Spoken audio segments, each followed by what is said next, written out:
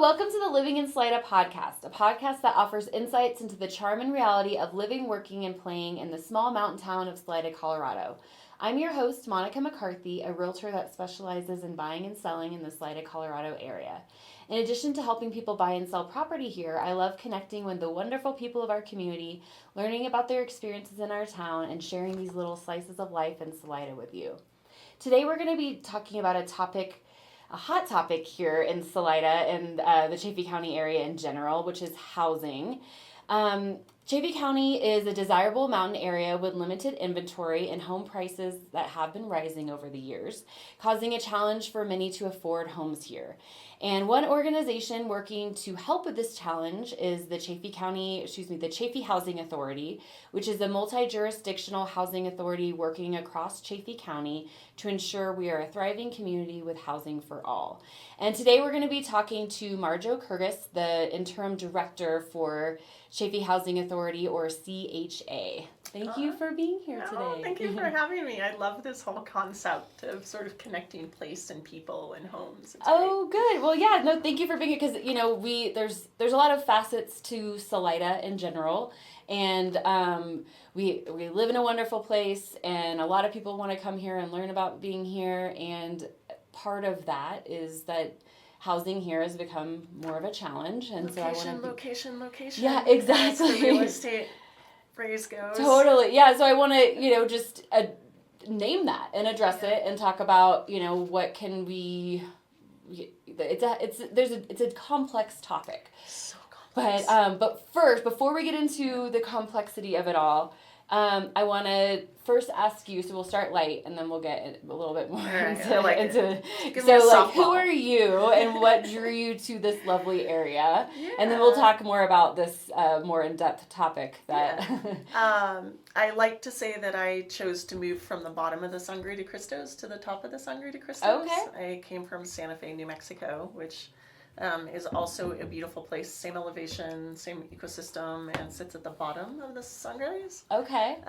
And when I started kayaking, I of course discovered Salida because we would come up here to boat pretty much every weekend for 6 weeks at a time, and I just of course fell in love with it. Yeah. And when I moved to Colorado, I ended up moving to Grand Junction for a job. Okay. And about a year and a half into that job, they were like, well, you can live anywhere in Colorado you want. And I said, I know exactly where I want to be. Okay. And I'd already been professionally engaged working with Chaffee County. Okay. This is way back in 2005, 2006. So I moved here in 2007 and have been here pretty much the whole time except for a 3-year stint in Denver. I tried the big city thing for a short while for work. Yeah. And couldn't quite stay. Yeah, it has its charms, but I ended up driving here every weekend. So, funny. I was like, I got to get out of here. Yeah, get that mountain escape, and right? I would come paddle. So I don't quite paddle as hard as I used to, but I still just love being here. So it fits, for all the same reasons that other folks want to be here. We're drawn to just how beautiful it is. We're drawn to the fact that small town charm still exists. It does. I think we're such a friendly community. Mm-hmm. And I just had a friend here from Montrose, and she was like, oh my God, everyone here is so nice. I'm like, yeah, we're trying to keep that. Totally. Yeah, we and definitely so, are. Part of dealing with affordable housing is making sure that, we don't create, anger and resentment about this beautiful place we all live. And we can instead sort of create housing for all so that we can have it be available to everyone. So, and it doesn't feel out of touch for too many. Yeah.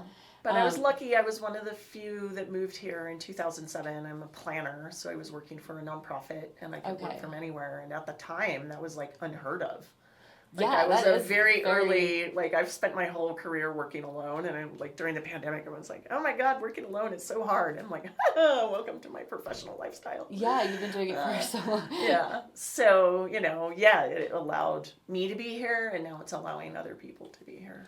Absolutely. Yeah, no, a lot of people who come here work remotely and bring their work with them. So that's another whole community in and of itself within this area because we don't have a ton of industry for jobs and here. A lot of them end up volunteering. I'm very engaged in the community through my work, clearly. Yeah. And, it is amazing the number of people that have moved here that really do understand how special this place is and do want to give back. And I think we need to sometimes, recognize that we are growing and there are people coming from outside, but they're also becoming really strong, valuable, wonderful community members and friends. And so it's like community change is hard. Yeah. And then, I mean, the change is the only constant in life. So, how can we change, adjust responsibly and keep that community and that charm you mentioned? Yeah. So very important. Well, so you've been here for a while. You were drawn to all the beautiful reasons that everybody else likes being here. So tell me a little bit about the Chaffee Housing Authority and, how you became in your role, and then we can kind of dive into all of the more complex so topics. I actually, because I am a community planner and sort of work in this field, went back in, God, now I can't even remember the years that the Housing Policy Advisory Committee or Council existed, but it was pre-CHA. Okay. So I helped facilitate that for a couple of years, and then helped to advocate as a volunteer for the creation of the Multi-Jurisdictional Housing Authority. Okay. And, sort of stood up and said, this is what our community needs. We've got, the trend line is showing where we're headed. Yeah. And as every amenity community has experienced, we too shall experience the housing crisis. And so we were fortunate that the local governments all kind of heard that call and committed to creating the CHA. So my involvement was way back then. Wow.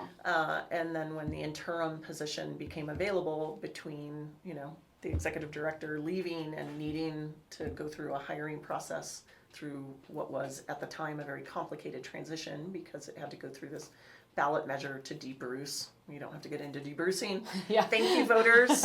Thank you for understanding, because it has allowed us to exist and thrive since. That's great. I stepped into that role because I believe in the mission of the organization. And I mean, it might come as a surprise, but I don't own my own home. I live in a rental, and I feel very fortunate to have found the rental that I'm in. And I spent a month living with my mom. I spent 6 months living in her apartment during COVID because I did not have a place to live. Like, I've sort of experienced those challenges of being here when things just went off the hook. During the pandemic, and sort of, made me more committed to the mission. And you can, you're standing with everybody else on it. I know, that's a surprise. Everyone's like, you don't understand. I'm like, I kind of do. It sounds like you do. And I think that's important. I think a lot of people who are involved. I'm fortunate that I have a very stable job, but, I own my own business, and I've had waves of good times and bad times with sort of owning my own company, and I'm not always thriving, and it's hard to live here, and I go through those cycles even myself. Of, God, is it worth it? Is like, but you go on a bike ride, or you go to the river, or you like go hear music, and you're like, oh my God, I love it here. And then it's all worth it, and it's like, okay, the struggle is real, but we really do.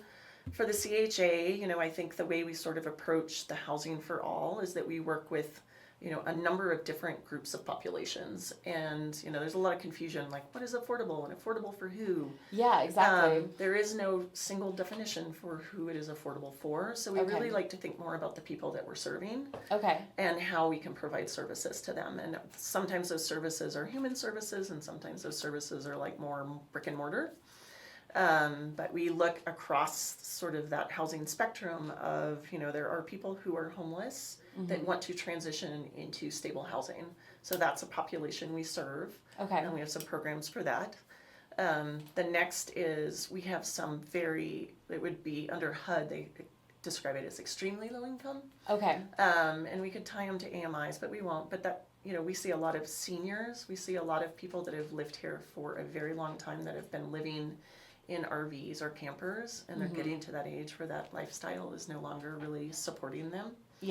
And want to move into housing but are very low income. So we work to try to support them with the applications to get into some of the housing that is available for that income level. But there tends to be very long waiting lists. As well as we're advocating and continuing to work towards creation of new housing. And then we have, sort of a large population that we've identified in our housing needs assessment as really needing apartments, not necessarily homeownership. And unfortunately, those are the hardest ones to build, because building affordable housing is not cheaper than building market rate housing.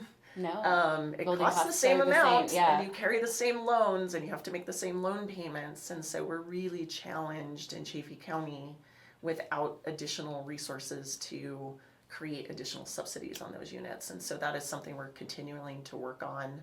We acquired the 505 apartments in Salida specifically because we could kind of meet some of those lower incomes. Okay. And then there's a sort of like what is often referred to as missing middle housing, which is 80% to 100% AMI or 120% AMI. And we're seeing a lot of that being built right now. Okay. And that's what's frustrating a lot of people is they're seeing construction occur, but it's for a type of housing that fits a demographic in our community, and they are very grateful that we're getting people in there and we're filling those slots, but there's people that that's not affordable to. And so we know that we still need to do more to meet that population. And then we work on, in partnership on homeownership with the Chaffee Housing Trust. Okay. Who primarily does homeownership for 100% AMI and below.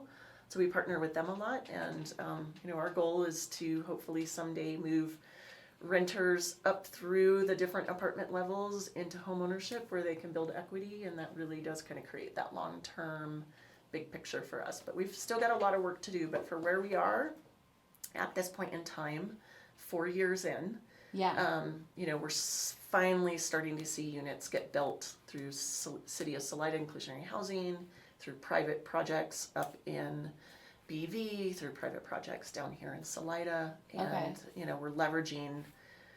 I think we leveraged $7 million in 2023, and another $7 million in 2024 for housing. And this year, I think we're already another $5 million in. So we're bringing in outside grants to try to bring down those costs.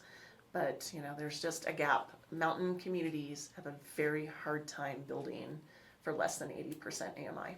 Okay. I have so many questions after what you just said. So first, to kind of create context for people, explain what AMI is and what is that. I wasn't going to use the term. Darn it. I know.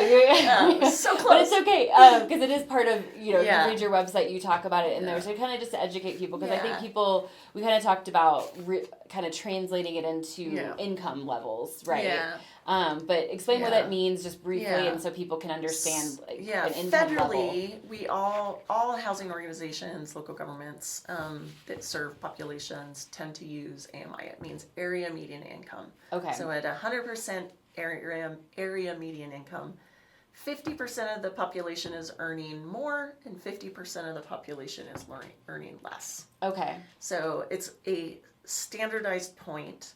Versus average. Everyone's like, why don't you use average? Because you can really skew, it takes out the data skews. Okay. Like if you have a lot of high income earners, it skews your average up. So this is like 50% above, 50% below.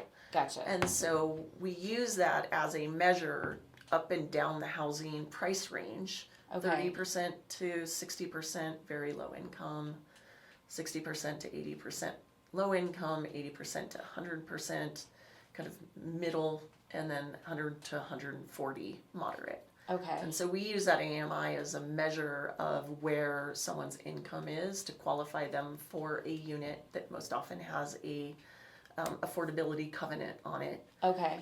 And qualify them. So it's just a tool to standardize across the United States. Okay. And it's a benchmark. And so we use that to sort of, and then each, those populations I was talking about, we for our region assign AMIs to. So in the Front Range, 60% AMI is moderate. Oh. Here, 80% is moderate. Okay. And what is there a way to translate what is our 100% AMI? So our 100% AMI, and this is the interesting thing. Yeah. It changes from year to year. Okay. So our county saw a 9% increase in AMI. 100% AMI went from $66,000 in 2024 to 72, I think. Double check my facts. Okay.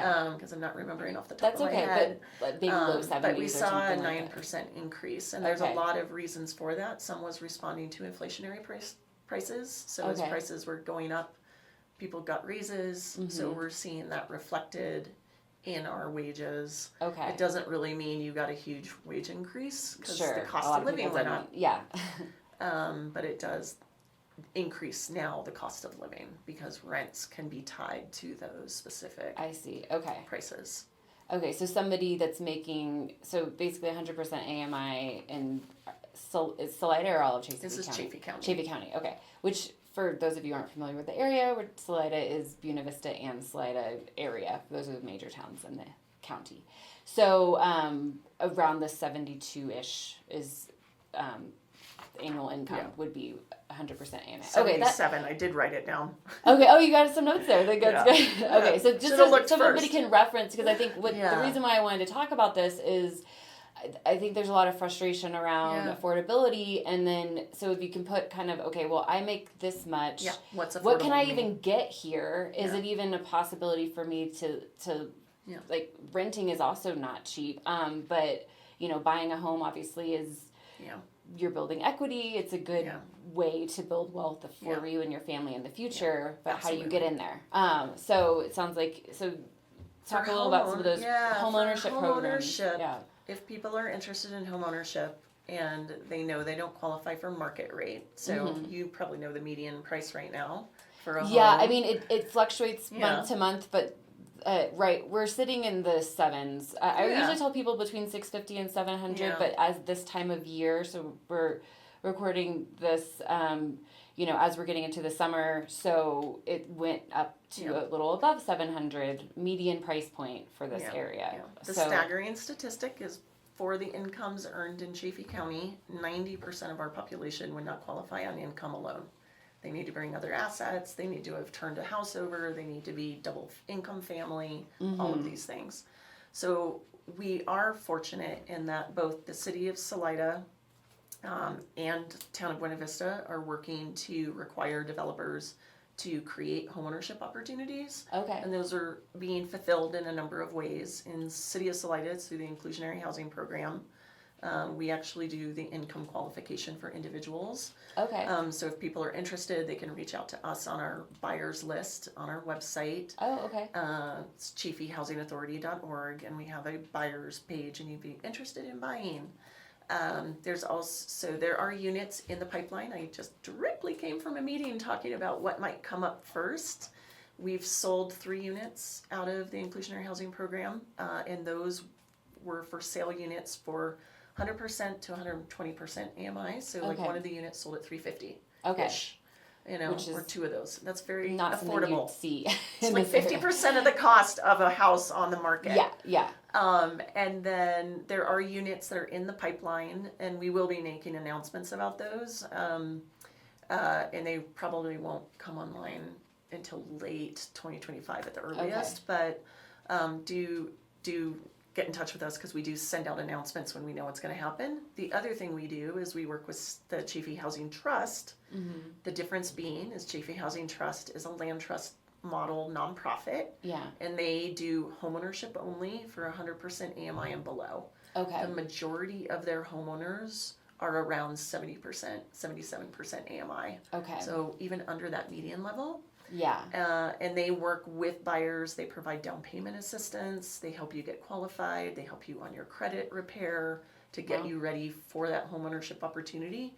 And most of their units are priced at 80 to 100% AMI. So very affordable for our community. Yeah. And I think their webpage is chaffeehousingtrust.org. And they have units that are currently accepting applications to be qualified, and they're distributed kind of all over. And available within 6 months to a year and a half, which gives people a lot of time to prepare. Yeah. So there's homeownership opportunities in Chaffee County right now. That's great. So, again, if you're in that price point, you want to stay here, you're working here, you want to find a way to live here, reach out, talk. So, obviously there's not a ton of these, but there are some. And so can you just briefly explain how somebody would be able to is it an application process? Yeah, how does that work? So typically the only thing different than a normal homeownership process is you have to go through an income qualification to ensure that you meet the restrictions of a deed restricted unit. I see. So the goal of an affordable housing program with using deeds is to ensure that there are units that are available in the future to future home buyers at affordable prices that appreciate slower than the market. Yeah.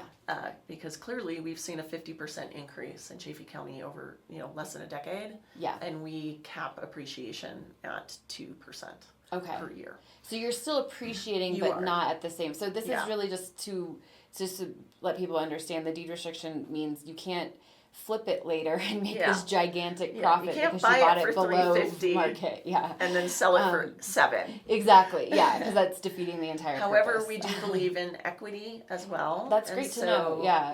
It doesn't compound, but you can appreciate it 2% per year. So you're still, it takes 5 to 10 years for a family or an individual to buy a house and build equity. Mm-hmm. That's true in a deed restricted unit as well. Yeah. You just cannot sell it for the same price. Yeah. So if your circumstances change, you have to sell it next year. It will continue to be deed restricted. For people who are interested, that sort of knowing that you can't buy a deed restricted unit that is deed restricted to 100% area median income, but you make 140% of income. You have to be within a range, and there's wiggle room. Yeah. You can stretch a little bit if you're lower, and you can be up to a certain limit. But you have to go through that process first, and that process is done either through the Chaffee Housing Authority for the Salida Inclusionary Housing Program units, or it is done through the staff at Chaffee Housing Trust for their particular units. Okay. But we will direct anybody to the right place. Yeah, it sounds like there's a good starting point and kind of point people in the right location. And then I guess just to wrap it up here, I feel like it's important to just give some context to, this area in general, our housing challenge, why, and if you have any insights into what to expect. I feel like there's a lot of, there's people who are coming here, and there are people who have been here for a long time. There's a lot of opinions and emotions around it. Yeah. And, can you give us some insights into how we got here and what we're looking at? Yeah. As much as you can. Yeah. For the first thing I would say is there's no single solution that's going to solve an affordable housing crisis. Mm-hmm. Like once you have affordability problems, and right now this is not just a U.S. problem, this is actually a global issue. Like I participate in a global community talking about affordable housing all around the world. Yes, so it's not just a Salida thing. It is not. It's or not Colorado just us. Thing. Yeah, it's not just Colorado.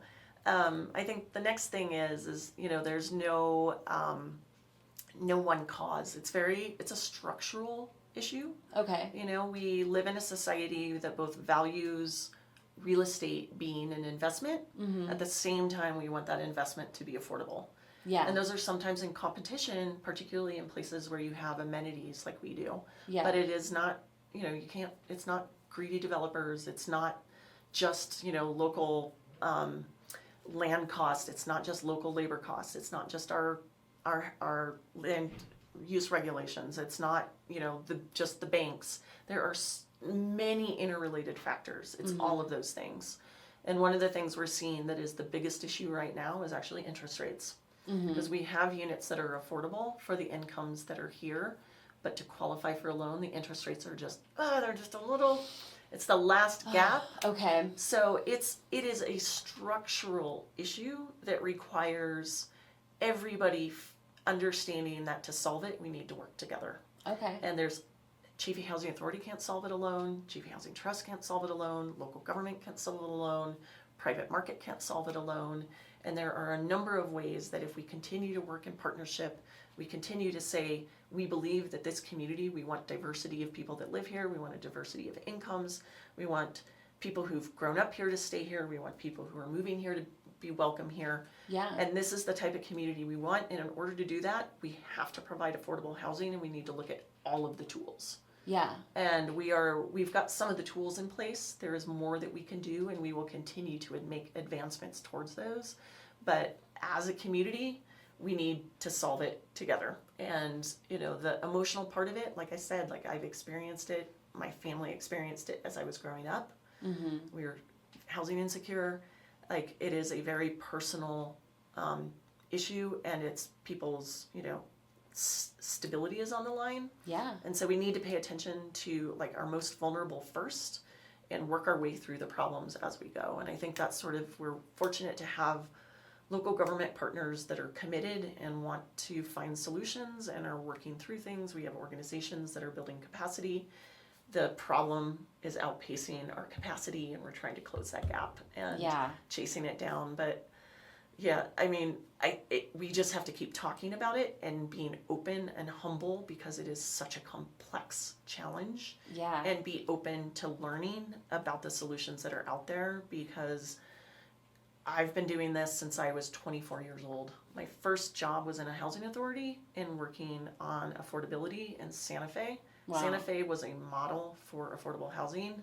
It is 30 years later, and they still have an affordability problem, but they have thousands and thousands and thousands of units that they've built. So it doesn't go away. Yeah. So it's how do we do it together? Yeah, I love that. And how do we support each other? Yeah. So how can people support your organization, or any that can complement helping the affordable housing issues? Yeah, I mean, I think it's learning, being open to learning about the complexity of the problem. We hear a lot of the opinions, and we're very open to continuing to have those dialogues, but also sort of listening to, what we have to say in terms of, like, why can't we do that? Like, are there state requirements that prevent us from doing that idea? Usually there are. Not that it isn't a good idea.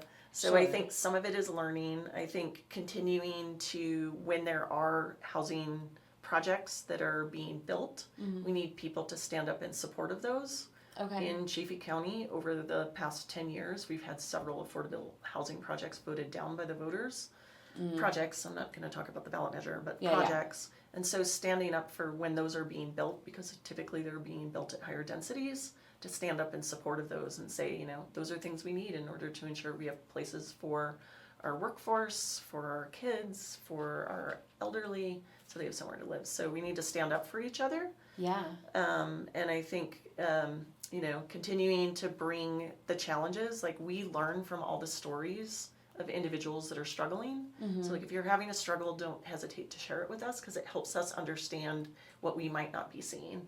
Okay. And, a population that's not getting served. And so, in the last 2 months, we've really been seeing a lot of seniors who are really struggling. And so that's really on our radar right now. And it's because they've been coming in and talking to us and telling us about some of the challenges that they're having. So we're starting to be able to advocate for that. Yeah, because if you don't know about it, how can you help? Yeah, so reach out to. So can you say your website again? It's our website is chaffeehousingauthority.org, and the email to contact us is info@chaffeehousingauthority.org. I do not have our phone number memorized. That's all right. Go to the website. It'll be there. But yeah, no, thank you for sharing that with us. We feel like we could talk about this for a long time, but it's a very complex issue. So and I know there's a lot of emotions and opinions about it. And so I think the biggest takeaway, at least I got from this, was just the working together aspect. And being, I think, solution oriented rather than pointing the finger and trying to be in this together. There are people out there that are trying really hard, and you're one of them, to create solutions for our community, and there's no one big fix. And I'll close with an example. Please do. Yeah, that's good. Jane's Place, which is currently under construction with a goal of being complete by end of December. That project came out of a community idea. That's where it started, and they were like, how do we do this? Let's build the partnerships to make this happen. And it eventually became what it is today. Yeah. And so that's what partnership can do. It can actually get things created. That's amazing. Yeah. So and that's going to be, how many units is that? That one's 17 units. Okay. Yeah. So that's great. That's wonderful for a community. That's like a good location and a transitional shelter. So yeah, that's wonderful. Well, thank you so much. I really appreciate all that you're doing for our community. Me. Yes. And likewise, I enjoy these conversations and listening to your podcast and learning about what other people in the community are doing, because we're all working on our own, sort of making it better and stronger. Totally. And I think like you're saying, people who are coming here, if you're coming here, figure out a way to help. And this is, helping with your organization is another good way to help too. So there's a lot of people who come here with really amazing professional backgrounds that can contribute in a positive way. So, well, thank you. Well, thanks for listening. Again, I'm Monica McCarthy. I'm a realtor who specializes in Salida and surrounding areas. If you're interested in connecting with me, whether it's to help you buy or sell a home here or about being on the podcast, all of my contact info is in the show notes. And if you like this podcast or you found this information helpful, please share it with somebody you think would benefit from this information. I think that's the best way to help someone learn about these tools. And you can learn more about Salida, Colorado and the real estate market here on my YouTube channel, Living in Salida, Colorado. Thanks for listening and take good care.